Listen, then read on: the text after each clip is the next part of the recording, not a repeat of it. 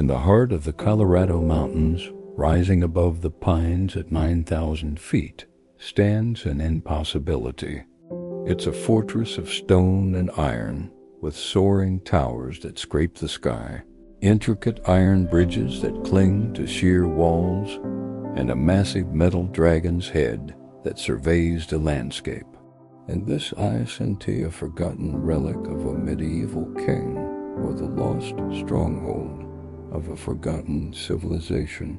This is Bishop Castle, and for over half a century it was built by the hands of just one man, a high school dropout who was told he'd never amount to anything. A man who bent steel, hoisted stone, and waged a relentless war against anyone who told him his dream was impossible. This is the story of Jim Bishop, a tale of radical self-reliance, of defiance against the government, and of an obsession so powerful it was literally carved into the face of a mountain. The story begins not with a king, but with a 15-year-old kid from Pueblo, Colorado. In 1959, Jim Bishop was a teenager with a stubborn streak and money saved from mowing lawns and delivering newspapers. While his peers were thinking about cars and dates, Jim was captivated by the mountains. He found a 2.5-acre plot of land for sale, surrounded on 3 sides by the San Isabel National Forest, and he had to have it. He paid $450 of his own money, and because he was too young to sign the papers, he convinced his parents to buy it for him. For 10 years, that land was just a campsite, a place where he and his father would escape the city. Jim learned to swing an axe and handle a shovel, feeling a deep connection to the raw, untamed land. Then, in 1969, married and with a family of his own, Jim decided it was time to build a small family cottage. He and his father started laying a foundation, one stone at a time, using the granite rocks scattered all across his land. Jim, having learned the trade of ornamental ironwork in his father's shop, was skilled with his hands. The plan was simple, a one-room cabin. But Jim's vision was anything but. As the walls grew higher, a problem arose: water. To supply the cabin, Jim constructed a cistern, a tall, round structure he encased in rock. It was then that the whispers started. Friends, family, and neighbors would visit, look at the stone walls and the emerging round tower, and they'd all say the same thing with a laugh. "Hey Jim, are you building a castle?" For most people, it would have been a joke. For Jim Bishop, it was a spark. He looked at the half-finished cottage, at the tower, and a new idea began to form. An idea far grander and more defiant than a simple cabin. The answer to their question became his life's mission. Yes, he would build them a castle. His father, Willard, was horrified. "We came to the mountains to get away from people," he argued, "and now you want to build them a castle?" He wanted no part of it. From that point on, it became a one-man project. This decision marked a turning point, not just for the structure, but for the man building it. The modest family project died, and a magnificent obsession was born. Jim Bishop had no blueprints, no architectural training, and no grand plan. His method was pure impulse and instinct. He would see a shape in his mind and simply start building, one rock at a time. For decades, this was his ritual.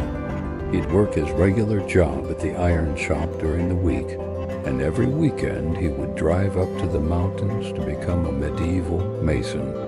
He used a pickup truck, a cable, and a simple pulley system to haul stones, some weighing several tons. It's estimated that he handled each stone an average of 6 times before it was finally set in mortar. The work was brutal, punishing, and relentless. His hands became calloused and scarred, his body aching from the sheer physical exertion of wresting a castle from the earth. As the years passed, the castle grew, an organic, chaotic structure climbing higher and higher into the sky. A grand ballroom took shape, with massive stained glass windows. Soaring buttresses reached out from the main structure like stone arms, anchoring it to the bedrock. He forged intricate wrought iron railings, bridges, and staircases that snaked their way up the towers, often with terrifying drops just inches away. It was, as one visitor described it, authentically dangerous. There were no building codes, no inspections, no safety nets. The only rule was Jim Bishop's will, and as the castle grew in size, it began to grow in fame, becoming a roadside attraction for the curious and the adventurous. But with fame came attention, and with attention came the government. Jim's war with the authorities began subtly. First, it was about the rocks. For years, he had been using stones from the surrounding national forest, believing they were his for the taking. The government disagreed and wanted to charge him by the truckload. This was the first assault on what Jim saw as his fundamental freedom. His response was unorthodox but effective. He posted a sign with the phone number for the local Forest Service, encouraging the thousands of tourists who visited his castle to call and express their opinion. The phone lines were flooded. The Forest Service, unable to conduct their regular business, eventually relented. It was a small victory, but it set the stage for a much larger conflict. The next battle was over signs. As the castle became a popular destination, the local and state governments took issue with his unsanctioned road signs pointing the way to his creation. They fought him, but once again, public opinion and Jim's sheer stubbornness won out. The state eventually caved and issued official road signs, but the biggest fight was yet to come. As the castle reached staggering new heights, the county zoning officials stepped in. They demanded permits, inspections, and adherence to building codes, things Jim had proudly defied from day one. They saw a dangerous, unregulated structure. Jim saw an attack on his liberty. To him, this wasn't just a building. It was a testament to what a free man could accomplish without interference. He saw the bureaucrats as the enemy, the personification of a system designed to crush the individual. The signs he posted around his property became more aggressive, filled with libertarian rhetoric and declarations of his rights. He was loud, often confrontational, and utterly unapologetic. He was a man who, after being told in high school that he'd never amount to anything, was now fighting to protect the one thing that proved that teacher wrong. In the middle of this relentless construction and these constant battles, tragedy struck. In 1988, Jim's 4-year-old son, Roy, was killed in a logging accident on the castle site. The heartbreak was immense, a weight heavier than any stone he had ever lifted. For a time, the future of the project was uncertain, but the castle had become more than just a project. It was his entire world. When asked years later why he continued to build after such a devastating loss, his answer was simple and heartbreaking. Well, what am I going to run to? He loved this place. Grief became his new mortar. He channeled his sorrow into the stone and iron, beginning construction on a new section in his son's memory, Roy's Tower. The castle, once a symbol of his defiance, was now also a monument to his loss. decades passed, the castle grew into a 160-foot tall marvel of folk art and sheer force of will.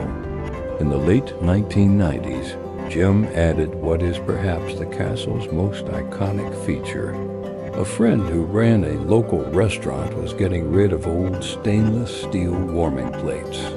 He offered them to Jim, who, over the course of a winter, hammered and riveted the plates into thousands of individual scales. From these discarded scraps, he forged a massive, terrifyingly beautiful dragon's head, which he then mounted 80 feet in the air on the front of the castle. He even rigged it with a wood stove, allowing it to breathe real smoke and fire. The dragon became the castle's guardian, a metallic symbol of the fiery, untamable spirit of its creator. Jim Bishop never stopped building. Even as he aged, battling cancer and Parkinson's disease, the work continued. The castle was never truly finished. It was a living entity, constantly evolving inside the mind of its creator. He built it for his family. He built it for himself. He built it out of defiance. He built it out of grief. But ultimately, he built it for the people, keeping it open and free to the public, asking only for donations. It stands today as a testament to a life lived on its own terms, a life of obsession and incredible singular vision. Jim Bishop passed away in 2024, leaving behind a legacy as complex and enduring as the stone fortress he built. His son, Dan, now serves as the castle's caretaker, ensuring that his father's monument to freedom remains for the world to see. Bishop Castle is more than just a quirky roadside attraction. It's a question carved in stone. What are the limits of human endurance?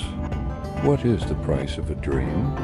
And what happens when one man, armed with nothing more than his own two hands and an unbreakable will, decides to build his own kingdom in the sky?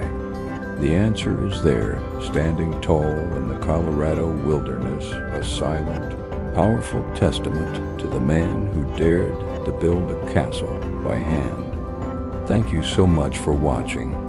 If you found this story as incredible as I did, please hit that like button and subscribe for more stories about amazing people and places. We'll see you in the next one.